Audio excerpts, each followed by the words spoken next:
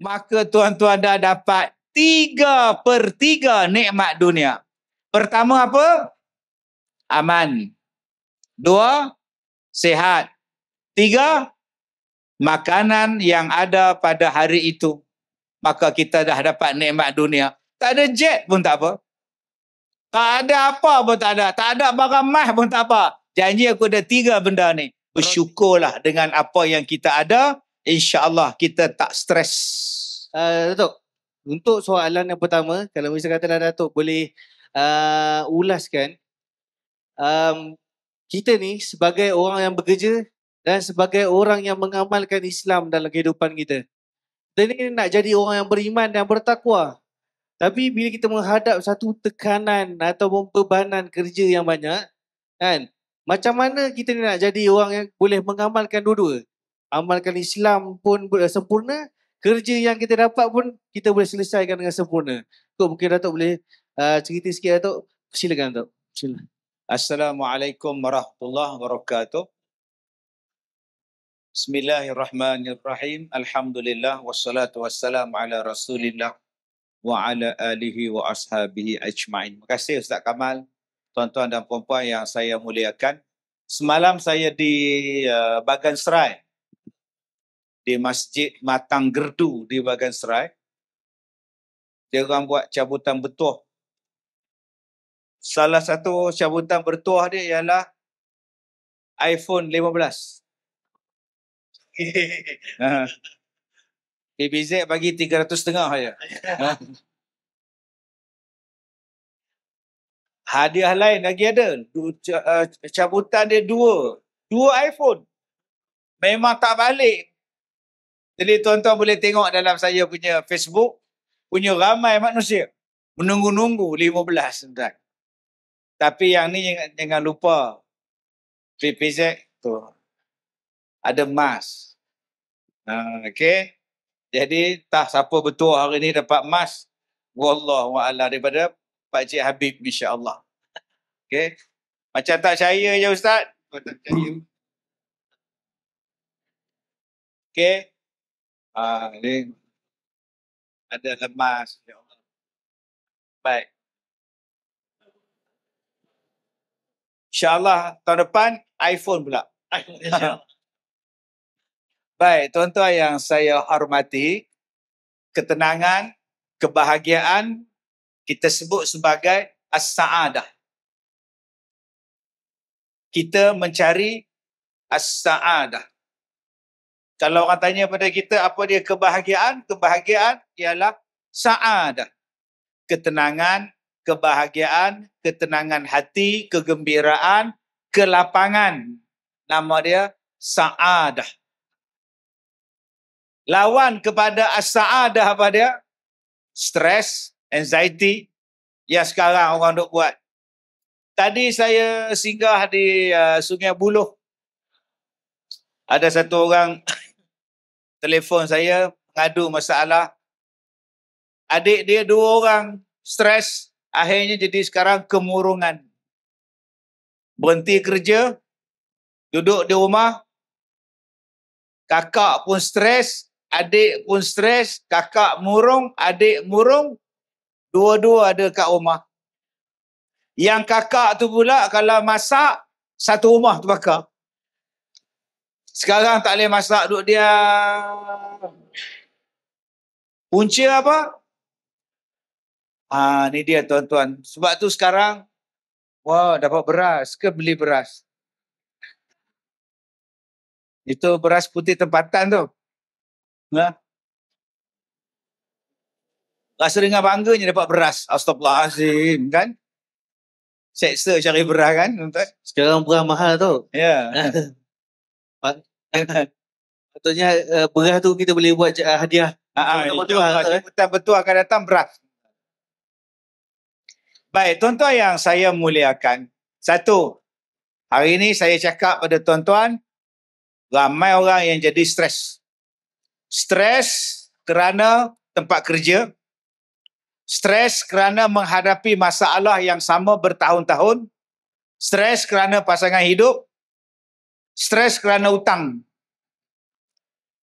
Baik. Yang ketiga, kenapa kita stres? Kenapa kita stres? Tuan-tuan nampak tu. Tu abang kita dengan bangganya mengangkat beras tu. Baik, dia ada dua benda. Dia ada dua perkara, tuan-tuan. Yang pertama dipanggil sebagai sara hidup. Yang kedua dia dipanggil sebagai gaya hidup. Kenapa yang manusia sekarang terjebak di dalam satu perkara yang disebut sebagai stres? Mula-mula dia menghadapi masalah, tidak dapat menguruskan hidup dia antara membezakan sara hidup ataupun gaya hidup. Sebab itu di dalam agama Islam, dia ada al-aulawiyat, dia ada hijaiyat, dia ada tahsiniyat. Punca yang menjadi salah satu jadi stres ialah tahsiniyat diangkat menjadi daruriyat. Tahsin itu apa? Tahsin itu sebagai pelengkap. Sebagai satu nak bagi hidup lengkap saja. Kalau tak ada pun boleh hidup.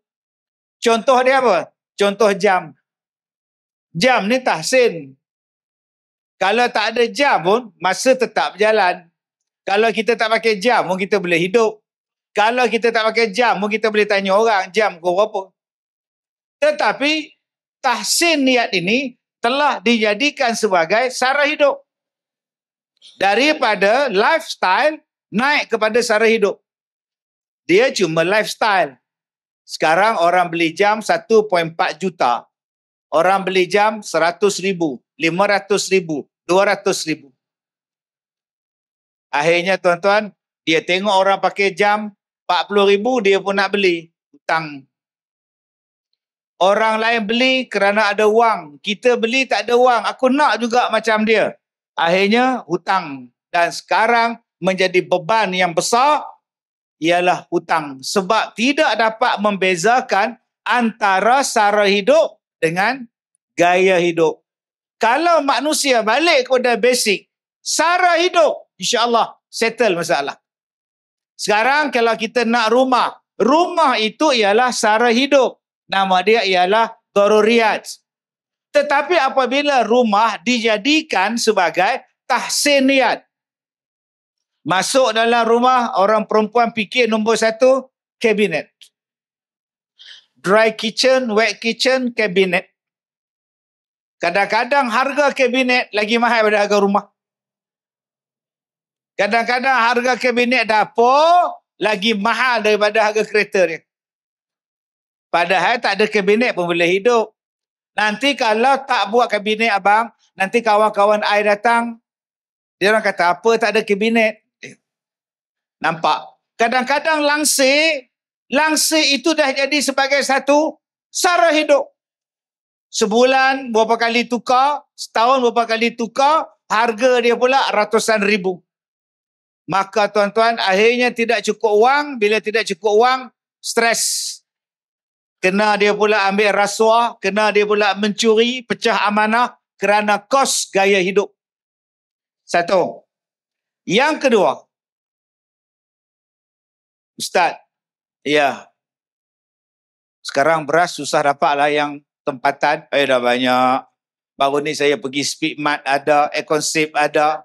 Saya pergi sisi minyak pun ada beras.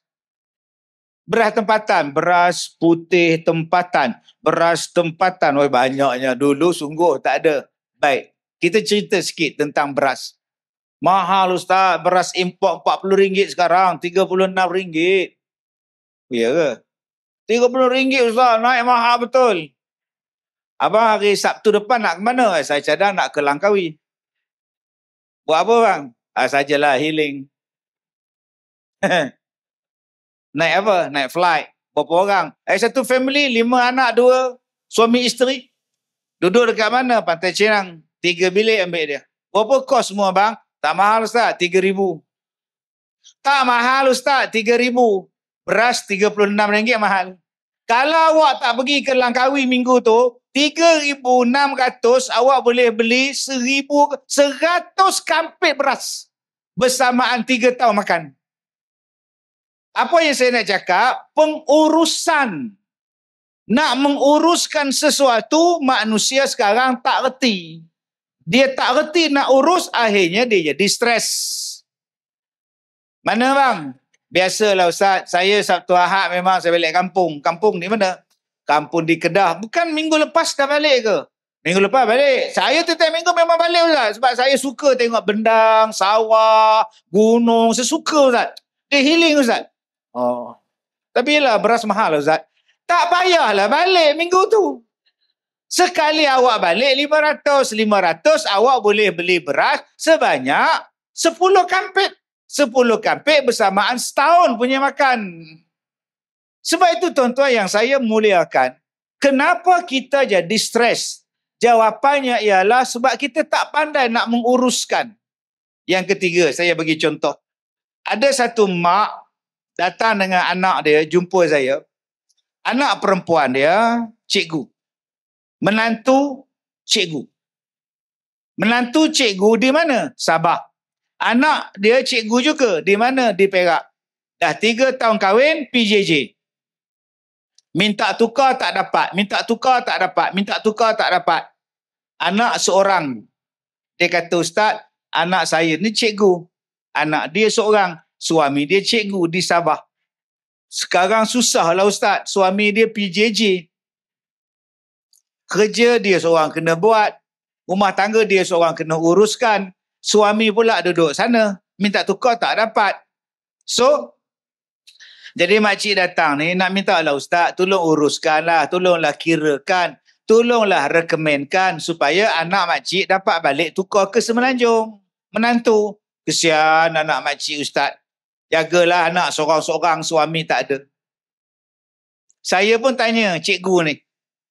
Cikgu sebelum kahwin dengan suami cikgu bercinta? Tahu dia duduk di Sabah? Tahu.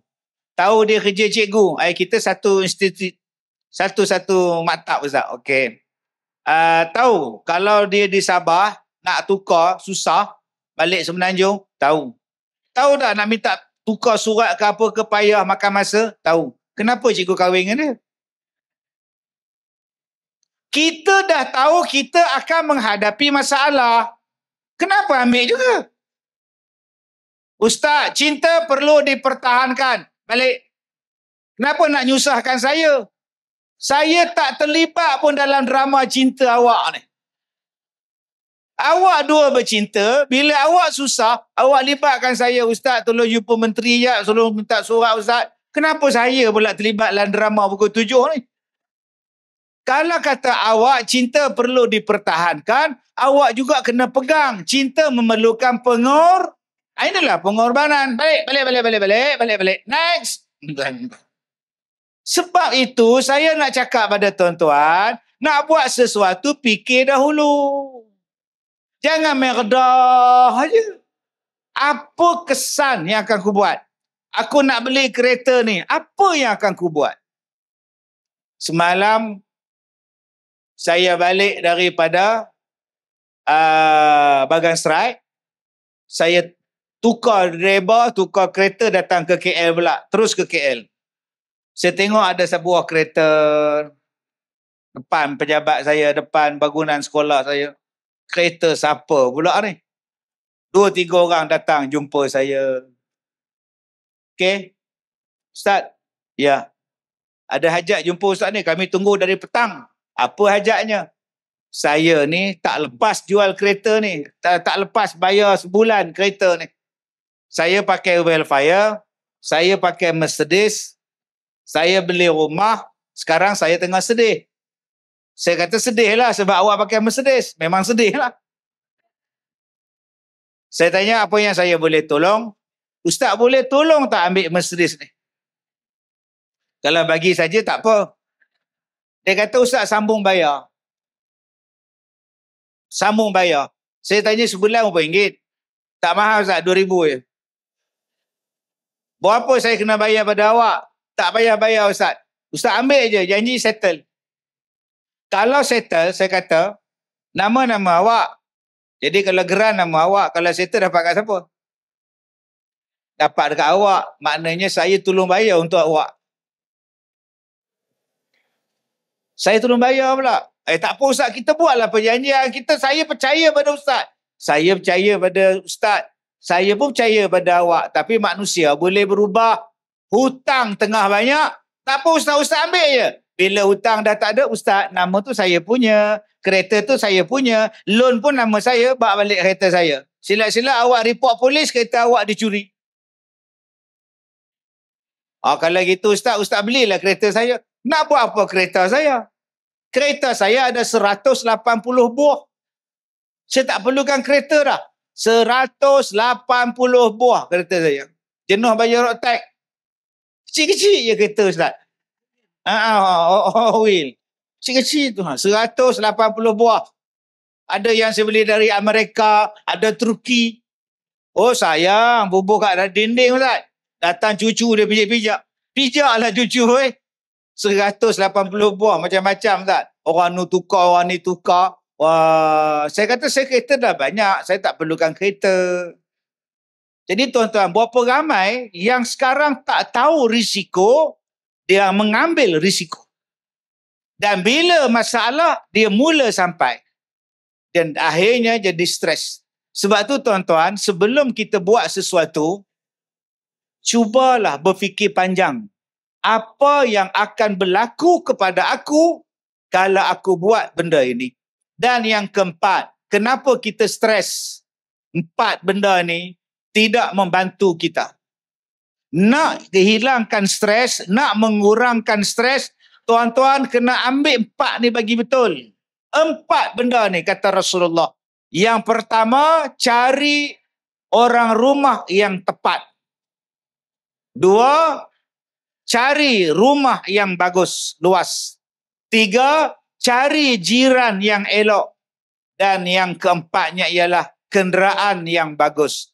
Al-mar'atus salih. Nombor 1 kata Rasulullah. Arba'un minas sa'adah. 4 benda yang bawa ketenangan. 4 benda yang bawa kebahagiaan. Pertama, al-mar'atus salihah. Apabila dapat pasangan hidup yang salihah. 2, wal baitul wasi', apabila engkau mempunyai rumah yang luas. Yang ketiga kata Rasulullah, apabila kamu mempunyai jiran yang bagus. Dan yang keempatnya wal markabul hani, yang keempatnya apabila ada kenderaan yang baik. Jadi tuan-tuan, 4 benda ni cari elok-elok. Pertama, nak rasa bahagia, cari pasangan yang soleh, solehah. Jangan main bedal je. Dia kata Ustaz, janji Ustaz lepas sesak jadilah Ustaz. Lepas sesak engkau tak tahu lepas kahwin kau sesak. Dia kira lepas sesak je Ustaz. Janji Ustaz, ada lah, balon je lah. Balon, lepas menikah, lebam mata. Kenapa lihat? Kena balon. Buat. Nombor 2, bina sebuah rumah yang menenangkan jiwa. Yang ketiga, sebelum beli rumah, tengok jiran dulu. Tengok kejiranan dulu, baru beli rumah. Jangan dah beli rumah, baru tengok jiran. Sekarang parking kereta jadi masalah. Bela anjing jadi masalah. Jiran bergaduh sana sini, jiran buang sampah. Pening kepala kita. Sebab tu ulama-ulama ajar. Sebelum buat rumah, sebelum beli rumah, tengok jiran dulu. Dan yang keempat, cari kenderaan yang baik. Yang boleh bantu kita. Start je hidup. Ini start, tak jalan-jalan. Hidup tak jalan-jalan. Tak boleh start. Asas start rosak. Aduh.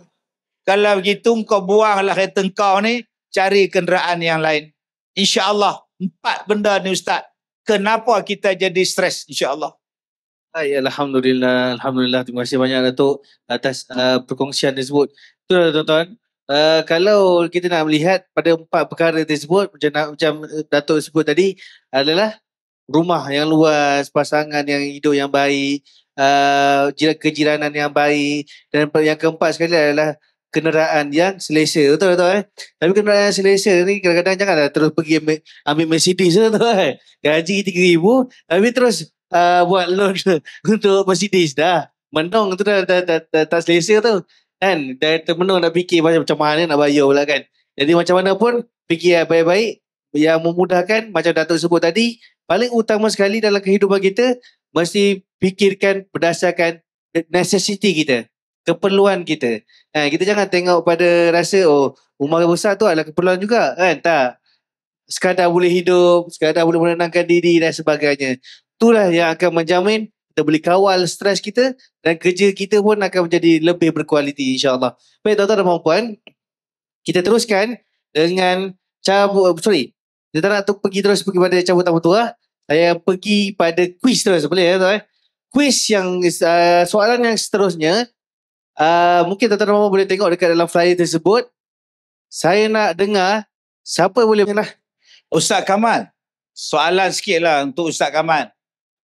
Saya selalu dengar orang cakap kalau bayar zakat pada pejabat zakat, duit zakat tu dia orang simpan. Pejabat zakat simpan dia, tak ada belanja-belanja bagi pada asnaf. Tak ada Ustaz. Tak ada. Duit yang tuan-tuan dan puan bayar zakat, kita akan gunakan terus habis kepada 88 asnaf. Kalau ikutkan macam tahun lepas, Datuk kita kutip 923 juta. 23 juta. 23 juta. Tapi kita dah agih lebih daripada 910 juta. Dah agih 910 juta. Siapa yang dapat tu Ustaz? Yang asal-asal 8 lah. Antara asal-asal 8 boleh jadi fakir ataupun miskin, yang fisabilillah, yang al-kharimi, yang sakit buah pinggan dan sebagainya. Dan juga bantuan-bantuan luar lah. Hari itu saya ada baca, anak bekas menteri pun dapat zakat, apa cerita? Soalan ketiga tu. Soalan tak ni. Saya mewakili akak-akak, abang-abang ni. Ini menjadi confuse lah. Ramai orang soalkan tersebut. Dia adalah atas dasar fisabilillah. Kalau diikutkan fisabilillah ni, dia tak mempunyai syarat seketat mana fakir atau miskin lah. Fakir miskin kita dah dapat. Kita dah pastikan lah. Fisabilillah ni adalah satu konteks yang mana kita membantu. Kalau disebutkan dalam hadis lah tu, man kharaja fi talabil ilmi kan. Siapa yang keluar pergi menuntut ilmu, fahuwa fisabilillah. Dia dikira sebagai fisabilillah. Macam tu juga yang mana yang dikatakan YB Menteri kan, bekas YB Menteri, anaknya dapat bantuan daripada maknanya bayar zakat bukan pada bekas menteri, pada anak dia itu dikira sebagai asnaf fisabilillah, layak mendapat harta daripada zakat untuk pembiayaan fisabilillah. Ya betul. Tu dikira sebagai asnaf fisabilillah. Jadi kita nak kategorikan macam mana itu adalah bergantung pada Mawi lah yang tentukan macam mana urusan maknanya tersebut. Macam kami ni orang awam, ialah kadang-kadang setengah tak faham. Bila tanya ustaz sendiri baru rasa puas hati. Maknanya bila fi sabilillah ni dia tak kira siapa. Asal pergi fi sabilillah menuntut ilmu je boleh dikira sebagai asnaf untuk mendapat pusaka. Mendapat fi sabilillah zakat. Minta maaf. Jadi ustaz, macam mu'alaf. Saya duduk tengok kan, ada orang duduk dekat highway, dekat RNR, dekat tandas Plaza Tol tu. Assalamualaikum. Kemudian dia tunjuk kad dia mu'alaf. Saya tengok, udah lusuh Ustaz oi. Kad ni masuk dalam mesin basuh ke apa? Soalan dia, orang macam tu berapa tahun yang dikira mu'alaf yang boleh dapat zakat? Adakah selama lama-lamanya ataupun 2 tahun ke apa? Kalau ikutkan kata dasar, kalau ikutkan mu'alaf ni, kita kira sebagai mu'alaf adalah dalam tempoh 5 tahun. Tapi di wilayah persekutuan, wilayah mu'alaf dikira dalam tempoh 2 tahun. 2 tahun. So bisa katalah dalam tempoh 2 tahun, dia masih dikira mu'alaf. Selepas 2 tahun, dia dah boleh bergerak sendiri. Sebab dalam tempoh 2 tahun, dia bukan sekadar dapat bantuan dari segi mu'alaf tu. Dia dapat juga bantuan dari segi kewangan, dari segi pendidikan dan juga sekali keperluan yang diperlukan. Okey, kalau kata mu'alaf tu kaya, dia boleh tak dapat zakat? Alhamdulillah, sepanjang saya jumpa mu'alaf yang kaya Datuk, memang tak pernah langsung terima zakat. Dia tak nak langsung walaupun kita dah bagi. Maknanya dia orang layak terima zakat. layak terima zakat. Walaupun dia orang kaya. Tapi Cuma dia orang tak nak. Dia orang tak mau. Alhamdulillah. Memang orang mualaf yang kaya kebanyakannya adalah golongan-golongan yang ni lah. Kalau saya sebut nanti kan tak sedap lah kan. Tapi memang kebanyakannya memang dia orang selalunya bila dia orang mualaf dan kaya memang dia orang lah pembayar zakat on the spot. Baik, soalan terakhir. Hari ni saya pula jadi moderator. Lantar. Saya nak bagi puas hati, Tuan. Itu yang kita duk tertanya-tanya tu. Betul. Adakah orang katalah dia tu miskin, nak minta bantuan zakat, asnaf, dia tak layak dapat sebab dia pakai handphone. Television ada di rumah dia, dia pakai handphone, maka dengan sebab dia ada handphone, dia ada television, peti ais, maka dia dah ditolak sebagai asnaf. Sebab dia miskin. Macam mana kategori tu, Ustaz? Okey, dia ada kadar-kadar tertentu macam mana kita nak menetapkan asnaf ni adalah betul-betul asnaf. Kalau katakan fakir atau miskin, berapakah jumlah keperluan dan berapa jumlah pendapatan yang diperolehi. Tapi kalau dia, sekarang ni kalau kita tengok handphone adalah menjadi keperluan. Kereta menjadi keperluan. Kalau dulu mungkin kita nampak siapa ada kereta tak kena. Tapi sekarang dah berubah. Kita tengok pada peredaran masa yang dah berubah. Bila keperluan tu dah selesai, tapi bisa katalah dia ada benda yang menetapkan untuk dia bayar bulanan. Kalau di Mawib, siapa yang ada pembayaran bulanan bagi, maksudnya apa, dikatakan subscribing kan, Astro atau apa semua, barulah dia letakkan keluar daripada asnaf. Sebab dia mampu untuk bayar benda tersebut. Kalau dekat wilayah persekutuan, kita kira berdasarkan had kifayah ni dulu, barulah kita tentukan berapa jumlah bantuan yang dia boleh dapat. Kalau dia layak, pendapatan dia dengan keperluan dia tu adalah kurang, kan? Pendapatan dia tu adalah kurang daripada jumlah keperluan dia, kita akan terus letakkan dia sebagai asnaf untuk fakir ataupun miskin. Tapi keperluan-keperluan yang ada, macam TV, kereta, itu bukanlah syarat utama lah. Okay. Kalau ada subscribing benda yang lain, barulah kita kalau yang lain. Dia di rumah dia ada air tu, cowai tu. Ada cowai, ada cuku. Yang tu adalah bergantung pada penyiasat sendiri lah. Kita ada penyiasat zakat atau Ramadan. Maknanya penyiasat akan datang ke rumah. Dia akan tentukan lah sama ada kalau bisa kata tu menjadi keperluan pada keluarga tersebut, dia tak akan meletakkan itu sebagai berlebih-lebih lah. Baik, jadi tuan-tuan yang saya hormati, saya suka bertanya soalan-soalan macam ini kepada ahli dia. Sebab yang itu yang berlega dalam pemikiran kita. Ni aku bayar zakat, ni dia orang simpan ke duit aku? Kalau dia orang simpan, dia bayar zakat lah, berdosa. Sebab duit itu adalah amanah untuk digunakan kepada yang memerlukan. Alhamdulillah, daripada 900 juta yang dapat, 900 juta juga yang dibelanjakan. Alhamdulillah. Maknanya kita puas hati. Yang kedua, tuan-tuan, sekarang ini kuasa viral. Hari ini kalau agak-agak tak ada duit, tuan-tuan berjalan je. Bawa anak bubuh atas kereta sorong, jalan. Kemudian orang ambil gambar. Maka nanti datanglah ustaz ke, apa-apa ke, ini sumbangan untuk kita. Sumbangan kuih. Ambil gambar. Kemudian netizen akan datang. Pejabat zakat buat apa? YB buat apa? Bahaya ni tuan-tuan. Bukan semua orang yang macam tu layak mendapat zakat. Bila tuan-tuan bayar zakat pada dia, padahal dia tak layak. Zakat tuan-tuan tak sah. Sebab tu saya kata tadi, saya tanya dia. Ada tak penyiasat turun padang? Memang penyiasat akan turun semak bil apa yang awak bayar. Bil apa yang awak bayar. Jadi awak subscribe macam-macam, tiba-tiba awak claim awak orang miskin. Ini masalah ni. Ni parah ni. Tenang tuan. Sebab itu jangan cepat kita menyalahkan misalnya pejabat zakat. Sebab zaman sekarang saya pun terlibat dengan skamer banyak. Banyak tuan-tuan yang mengaku miskin, yang mengaku susah. Padahal subhanallah ada 30 ekar kelapa. Kebun kelapa 30 ekar. Dia hidup cara susah, makcik susah. Oi. Bila pejabat zakat siasat, 30 ekar dia punya kebun kelapa dia. Masya Allah. Jadi tuan-tuan yang saya hormati, berhati-hati. Zaman sekarang, scammer banyak. Sebab tu malam ni, pukul 9 malam, saya di rumah tuan-tuan, tajuk yang akan saya bincangkan ialah scammer. Jadi malam kan tengok TV1, Forum Perdana Ehwal Islam. Tajuk dia, scammer.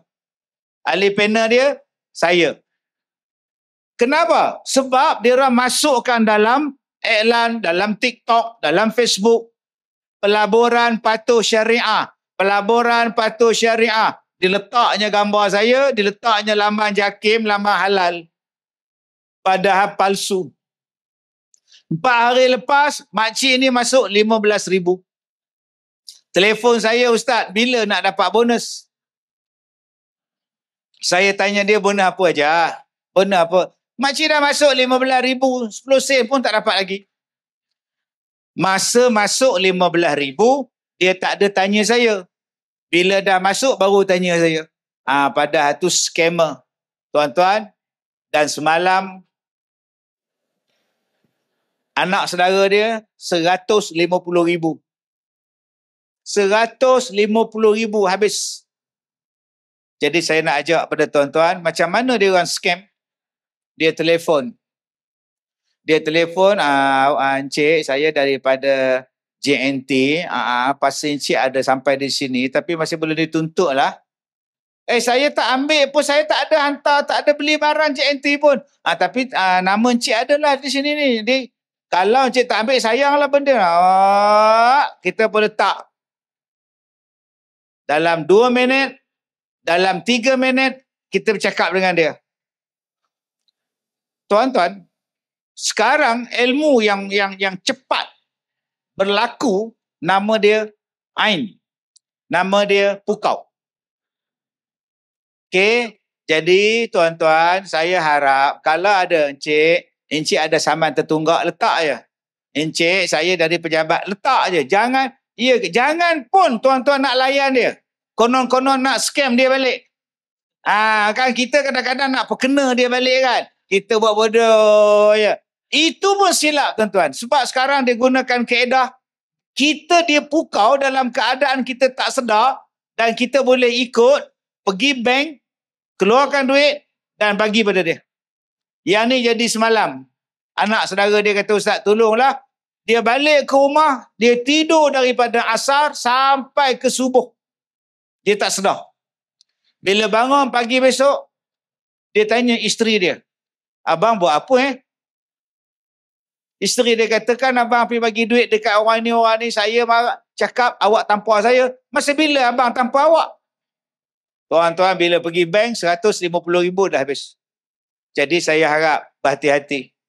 Sebab ada orang yang tak percaya pada sihir, ada orang yang tak percaya pada ain, ada orang yang tak percaya pada pukau. Silakan tuan-tuan. Sebab tu, bila terima panggilan macam tu, letak saja. Layan pun jangan. Sebab dia bukan minta tuan-tuan percaya dia. Dia cuma minta tuan-tuan melayan dia sahaja.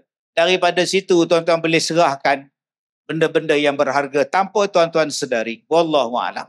Baik Datuk, terima kasih banyak Datuk atas pesanan kepada sahabat-sahabat kita daripada hati-hati. Jadi Datuk, kalau sebelum kita pergi pada round yang kedua, kita terus buat cabutan bertuah boleh Datuk? Okey, kita akan buat cabutan bertuah yang kedua Datuk. Kalau akak kita dah daftar, dah bayar potongan gaji, boleh masuk tambah lagi ke apa ke? Boleh, kita tambah lagi yang baru. Kita tambah kepada potongan gaji zakat. Kadang-kadang gaji naik kan. Yeah. Setiap tahun gaji menaik, mungkin kita boleh tambah, ataupun mungkin kita ada pendapatan tambahan. Walau macam mana pun, dengan potongan gaji zakat, dia akan reflect dengan potongan cukai bulanan. So akan mudahlah bila kita nak buat e-filing nanti dari segi dengan LHDN nanti, insyaAllah. Baik. Untuk soalan kedua tu, bila kita cerita pasal stres, mesti ada tips. Betul tak? Bila macam mana kita nak tangani masalah-masalah stres, kalaulah kita ni kadang-kadang kita dekat rumah dah stres juga. Kalau orang lelaki kena orang perempuan kena orang rumah. Kalau orang rumah pula kena tekanan dengan suami pula. Kalau dekat tempat kerja kena dengan bos pula ataupun dengan rakan sekerja. Jadi macam mana Datuk? Dalam nak mendepani masa akan datang, kan, cabaran semakin meningkat, Macam mana kita nak, ada tak tips supaya kita ni sentiasa menjadi orang yang bersabar ataupun boleh menghilangkan stres tu dengan lebih teratur dalam kehidupan kita supaya menjamin kualiti kerja, insyaAllah. Saya nak ajak pada tuan-tuan untuk kita simple ya hidup kita ni. Nama dia enjoy your life. Enjoy ni bukan maknanya pergi disco duk wah clubbing itu bukan. Jadi Pak Maon pula bukan. Sang matahari begini bukan kan. Itu lain. Enjoy your life. Jadi seronok tentang hidup. Ustaz buat apa Ustaz? Saya kerja sebagai penceramah. Suka Ustaz dengan ceramah? Suka. Penat tak? Dok. Tak penat. Sebab apa tak penat? Sebab minat. Sebab saya suka. Sebab tu tuan-tuan, kalau rasa-rasa menyampah dengan tempat kerja ni, berhenti je lah. Menyusahkan orang Ustaz. Kita tak minat dengan kerja. Kita dah tak ada minat dah dengan kerja. Akhirnya, orang jadi susah dengan perangai kita. Orang jadi susah dengan sikap kita. Acuh, tak acuh. Kerja tak pernah siap. Menyusahkan orang.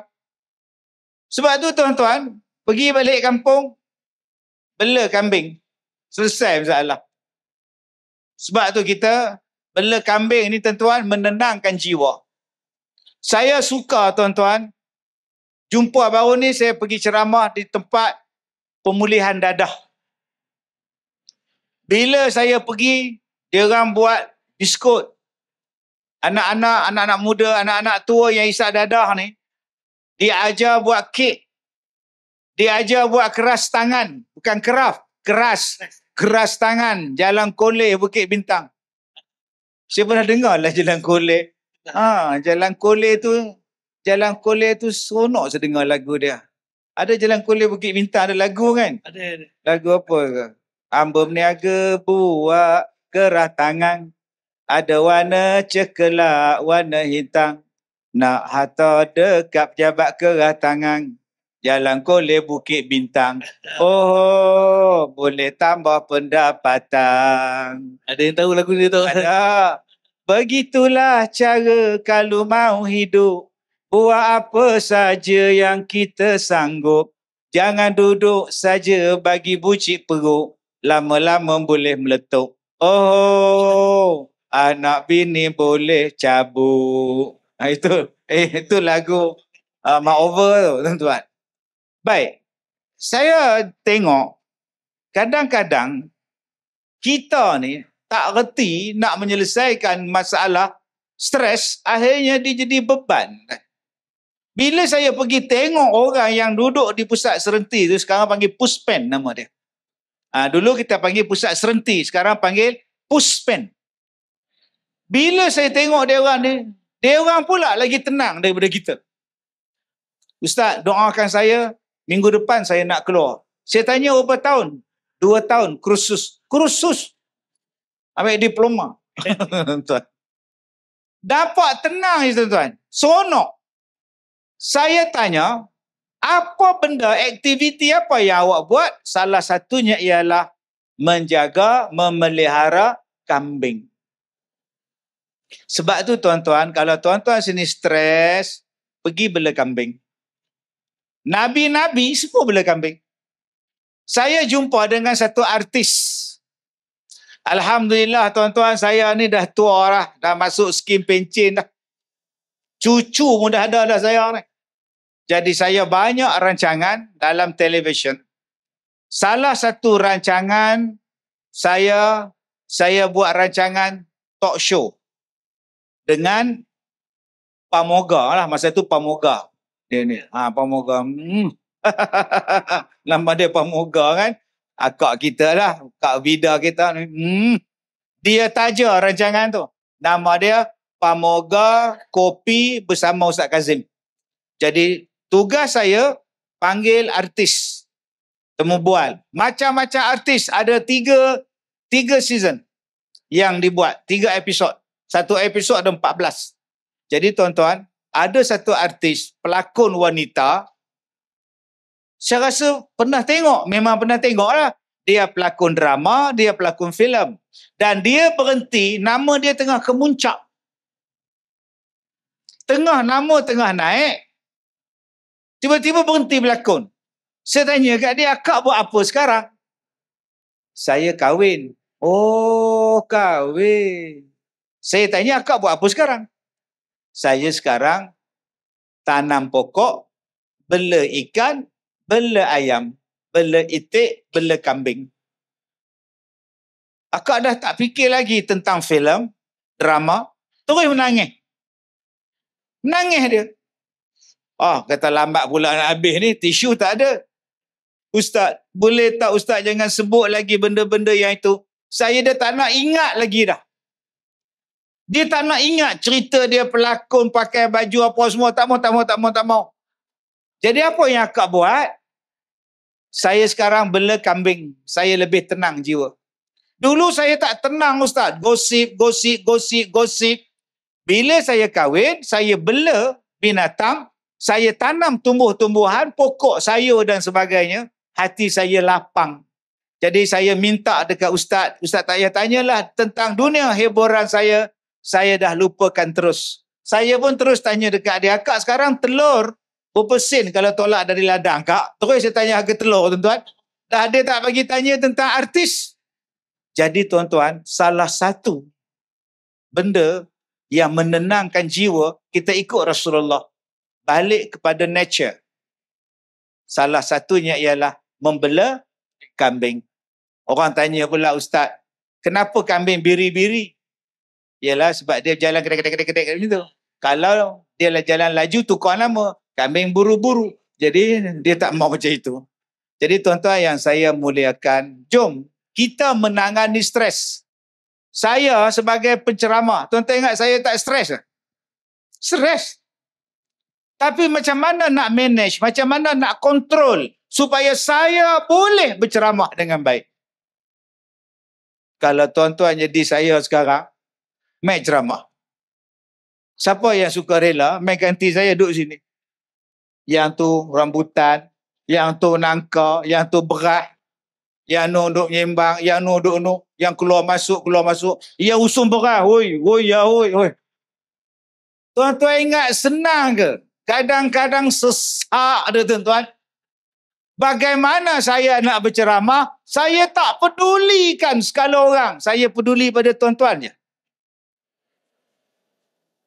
Cuba tuan-tuan bayangkan, aku tak boleh ceramah, yang makan asam ada, yang menulis asam ada. Kan? Yang bawa beg merah, bawa beg plastik. Yang paling saya tak tahu, Ustaz, bawa beras, Ustaz. Gini bawa ni. Macam bawa emas pula, tuan-tuan. Macam mana saya nak kontrol, tuan-tuan? Saya boleh bercakap dengan baik. Kalau duduk dalam dewan, semua baik, diam je. Tetapi cabaran pada saya bila bercakap dengan budak-budak. Budak-budak 5 minit je baik. Lepas tu, macam mana nak buat? Macam mana saya nak bercakap dengan orang masjid yang datang dengar ceramah 5 orang je. 3 pekak, 2 kencing tak lawas. Tuan. 2 pakai malah panduan. Sebab itu, kalau tuan-tuan nak hilangkan stres di tempat kerja, tuan-tuan kena ambil sifat yang dipanggil sebagai passionate. Passion.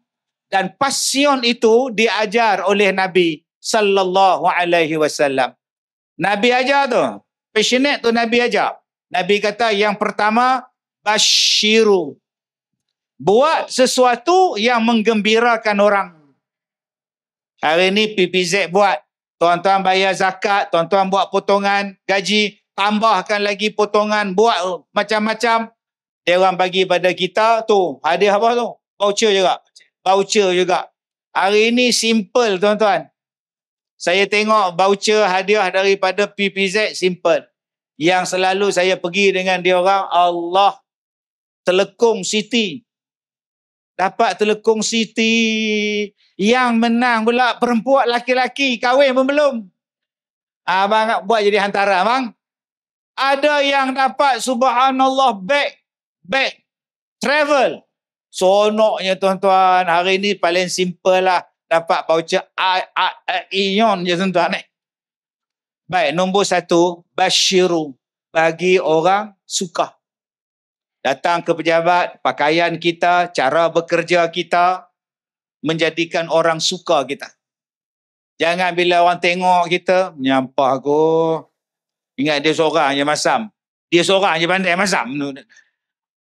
Cubalah jumpa dengan orang senyum. Sebab tu saya ceramah dengan tuan-tuan, saya senyum saja. Cuba saya masam. Kita hendaklah. Tuan-tuan pun jumlah lah, malal aku. Nombor 1, basyiru. Bagi orang suka. Wala tunafiru. Yang kedua, jangan bagi orang jemu. Jangan bagi orang menyampah. Yang ketiga, yassiru. Permudahkan urusan. Wala tu'assiru. Yang keempat, jangan menyusahkan. Jom tuan-tuan pegang 4 yang Nabi sebut. InsyaAllah tuan-tuan tak stres. Bagi gembira, jangan bagi orang jemu, permudahkan dan jangan menyusahkan. Wallahu a'lam. Baik, Alhamdulillah. Itulah antara tips-tips yang mana dalam kehidupan kita, walaupunlah stres ataupun tekanan dan bebanan tu membuatkan kita ni semakin melemah, yang paling pasti kita kena ingat pada 4 tips yang Dato' sampaikan tu. Kan? Kita cuba untuk gembirakan. Kadang-kadang sebenarnya Dato', kita pakai baju cantik-cantik, bukan sekadar menggembirakan orang tengok, wow, cantiknya. Dia sebenarnya adalah reflect pada diri kita, betul-betul reflect pada diri kita. Wow, cantiknya baju kau. Kan? So kita rasa macam wow, baju kita ni cantik dan kita rasa macam confident level kita pun semakin meningkat. Sama juga bila kita buat satu perkara-perkara lain. Bila ada orang yang berpakaian ataupun buat satu benda yang membuatkan kita rasa senang. So kita pun kenalah. Sebenarnya adalah satu konsep puji-memuji tu. Sebenarnya bukan untuk menunjuk. Tapi dalam masa yang sama kita nak bagi confident level dan stress level kita semakin merendah. Dan supaya kita boleh buat kerja dengan lebih baik, insyaAllah. Baik, kita ada lagi 2 cabutan bertuah. Kehidupan dalam Islam. Dalam masa sama kita boleh bekerja dengan lebih berkualiti dan berimpak tinggi dalam kehidupan. Mungkin Datuk boleh bagi saran sikit Ya. Ingat dah habis.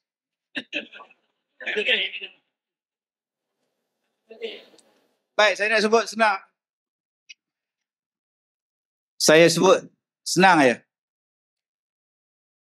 Banyak orang yang dalam dunia ni dia seronok. Ada yang tak seronok, ada yang enjoy, ada yang tak enjoy. Ada yang tak bahagia. Ada yang kahwin tak berhenti. Kahwin kerja dia. Ada yang sampai sekarang tak kahwin-kahwin. Masing-masing bahagia dengan cara masing-masing. Itulah dunia. Cuma kita ambil kata Rasulullah. Macam tadi saya sebut tentang jam. Jam. Manusia boleh membeli jam. Tapi dia tak boleh membeli masa.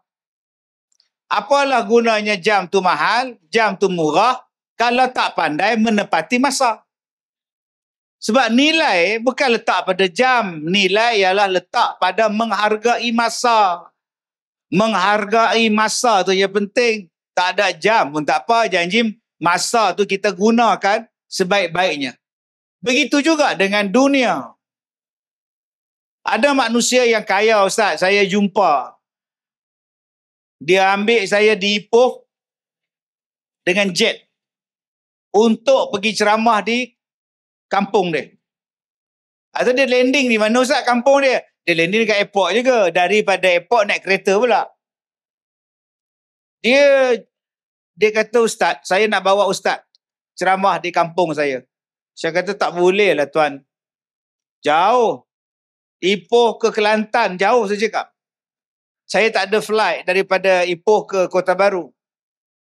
Lagipun saya ada siaran langsung RTM, saya cakap, tak boleh. Habis pukul 5. Dia kata, tak apa Ustaz, saya hantar naik. Saya ambil Ustaz naik jet. Naik jet? Jet? Boleh? Free. Terus free terus. Nampak sangat tuan-tuan, materialistik je tuan-tuan. Pasal dia janji nak ambil saya di Ipoh. Naik jet. So, saya tak payah datang ke KL. Sebab memang tak sempat kalau nak naik flight malam. Jadi, saya pun naik jet tu. Pilot dia Mak Saleh. Dia ambil beg saya tu. Mak Saleh tu pegang beg. Saya kata, tak apa, saya bawa beg saya. Dia kata, tugas dia. Saya kata, ambil lah. Bila lagi orang putih nak buat beg aku? Kan?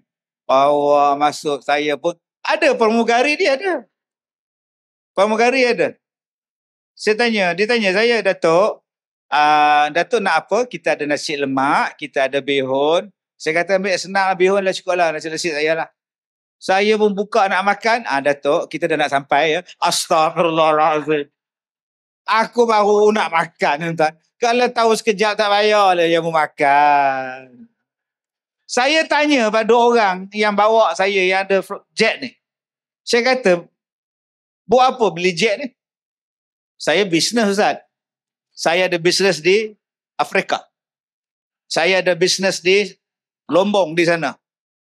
Jadi saya perlukan satu kenderaan yang cepat. Saya tanya, jet ni kecil sampai ke? Memang kecil, Ustaz. Tapi enjin dia besar. Lagi satu, Ustaz. Kadang-kadang saya nak sembahyang Jumaat. Saya bawa jet. Betul kau. Di mana sembahyang Jumaat? Di mana? Di Mekah. Dia nak sembahyang Jumaat di Mekah. Dia pergi. Habis sembahyang balik. Astaghfirullahalazim, tuan-tuan. Kayanya. Kita nak pergi sembahyang di Mekah. Bertahun kumpul duit. Nak buat umrah. Dia saya teringat pergi. Saya pergi teringat. Allah. Kayanya macam-macam jenis. Yang saya jumpa pula. Terlalu miskin pun ada. Saya pergi rumah dia, tuan-tuan. Lantai dia dibuat daripada batang pinang dan batang buluh.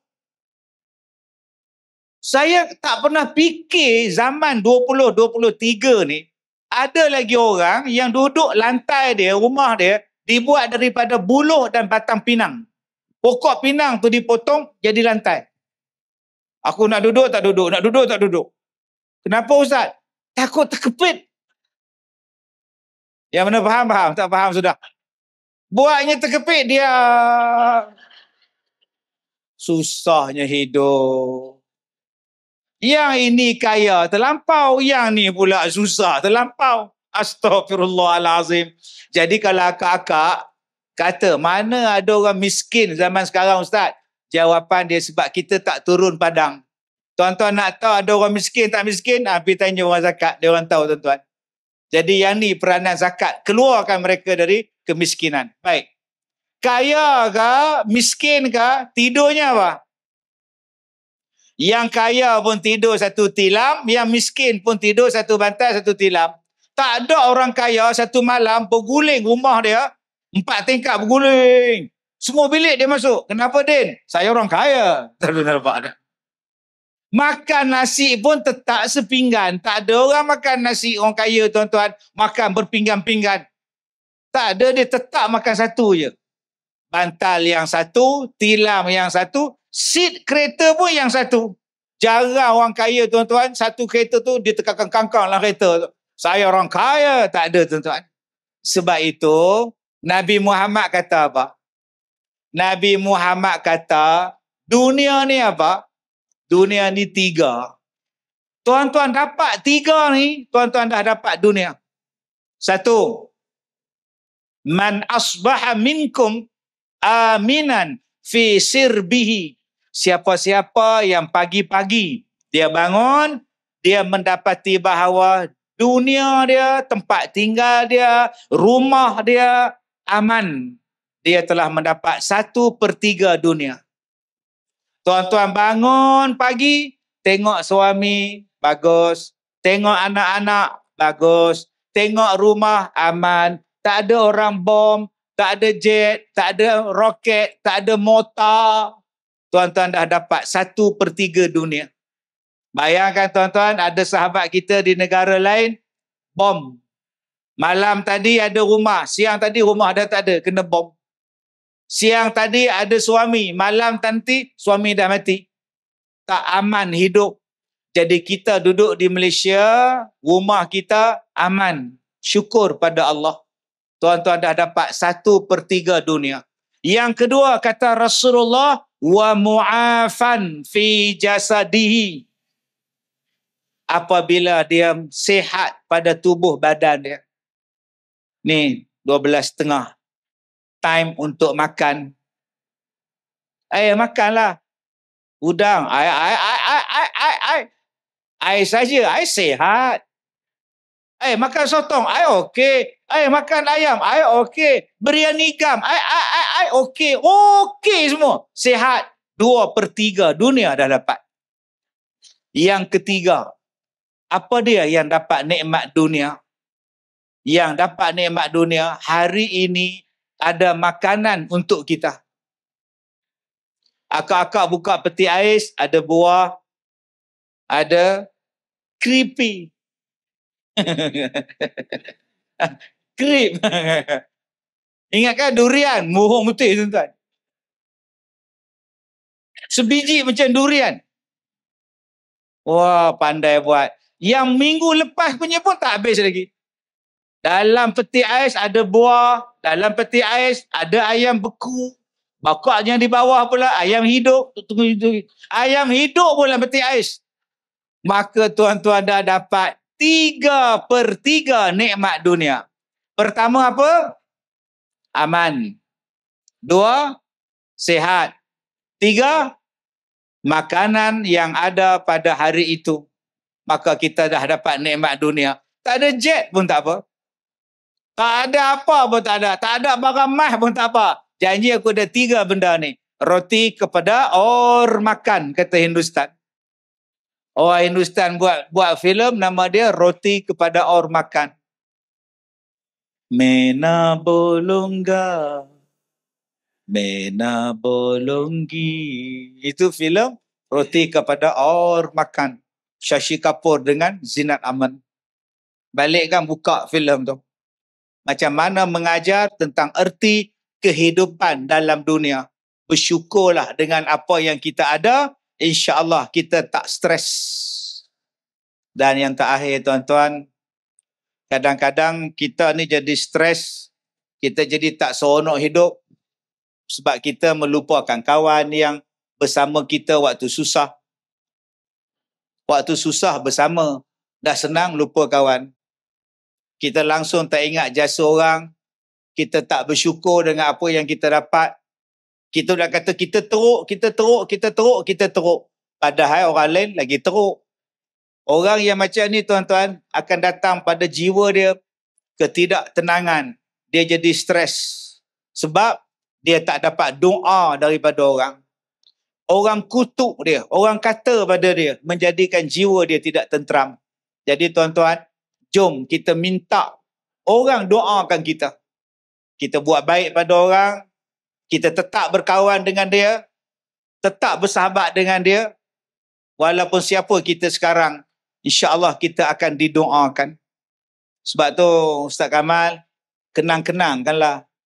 Kenang-kenanglah aku sayang, rinduilah aku dalam ingatanmu. Takkan tak boleh nak kenang-kenang doa. Cuma saya mintalah, dalam kita dah senang ni, jangan lupa orang yang bersama dengan kita. Kalau ku keseorangan, kenangan pun datang menjelma lagi, terbayang saat-saat yang manis ketika bersama dahulu. Tak tertahan menanggung rindu di saat kau berjauhan dariku. Wajahmu selalu datang menjelma, membuat teguhnya cintaku. Oh sayangku, ulurkan tanganmu bersama. Kita bergandingan berdua menuju arah bahagia. Melalui liku-liku kehidupan pahit manis, kita hadapi bersama. Semoga kita berdua berbahagia. Dah. Berikan tepukan sedikit untuk Datuk. Bro, untuk Datuk. Terima kasih banyak Datuk atas tips-tips yang disampaikan oleh Datuk tadi.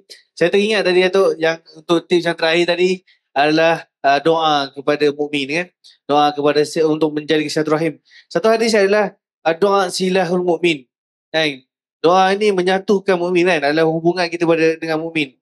Jadi kita minta kepada tuan-tuan dan puan, kita minta kepada diri kita sendiri, jangan kita lupa bahawa kita ada sahabat kita yang berada di Gaza sekarang ni, yang menghadapi ujian yang kita sendiri tak mampu untuk hadapi.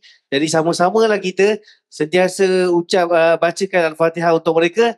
Moga-moga mereka dipermudahkan segala urusan. Moga-moga kita dapat membantu. Itulah jalan jihad yang kita ada. Moga kita dapat membantu sahabat-sahabat kita di sana, insya-Allah. Baik, terima kasih banyak Datuk. Terima kasih banyak kepada sahabat-sahabat yang